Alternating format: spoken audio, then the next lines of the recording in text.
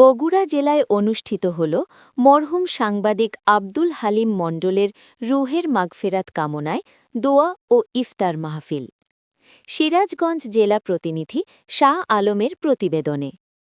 বগুড়া জেলা পরিষদ সম্মেলন কক্ষে অনুষ্ঠিত হয় এই স্মৃতিসভা, দোয়া ও ইফতার মাহফিল।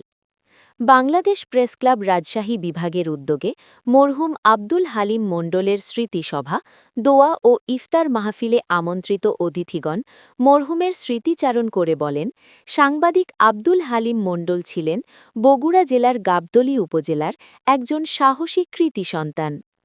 কর্মক্ষেত্রে বিভিন্ন সাংবাদিককে সাহস যোগাতেন, ভালো পরামর্শ দিতেন, অন্যায়ের বিরুদ্ধে সাহসী ভূমিকা রাখতেন। বাংলাদেশ প্রেস ক্লাবের একজন নিবেদিত প্রাণ ছিলেন, যে কোনো মুহূর্তে এই ক্লাবের জন্য ত্যাগ স্বীকার করতে প্রস্তুত ছিলেন। বাংলাদেশ প্রেস ক্লাব কেন্দ্রীয় কমিটির উচ্চ পর্যায়ের নেতৃবৃন্দের আস্থাভাজন ব্যক্তি ছিলেন, কিন্তু তিনি সবাইকে কাঁদিয়ে হঠাৎ আল্লাহর ডাকে সাড়া দিয়ে পরপারে চলে যাওয়া কেউ মেনে নিতে পারছেন না। আজকের এই স্মৃতিসভায় মরহুমের বিবি বাচ্চাদের সমবেদনা দেওয়া হয় ও আমন্ত্রিত অতিথিগণ নিজেদের উদ্যোগে কিছু নগদ অর্থ মরহুয়া পরিবারের কাছে প্রদান করেন এবং রুহের মাগফেরত কামনা করে দোয়া করা হয়। বাংলাদেশ প্রেস ক্লাব রাজশাহী বিভাগীয় সাধারণ সম্পাদক মোহাম্মদ হাসান ইমাম তালুকদারের সভাপতিত্বে সবসময় হয়, তার কারণ সাংবাদিকতা করেছি, কিন্তু সংগঠনে হাতে করি তার হাতে।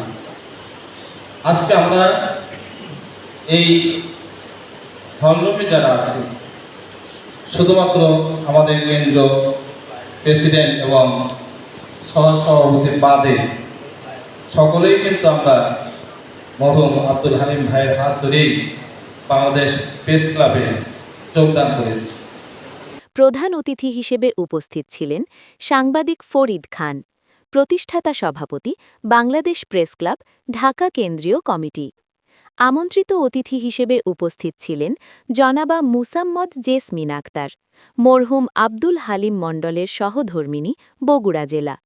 সঞ্চালনায় ছিলেন মোহাম্মদ মেহেদি হাসান রাজীব, সাধারণ সম্পাদক, বাংলাদেশ প্রেস ক্লাব, বগুড়া জেলা শাখা।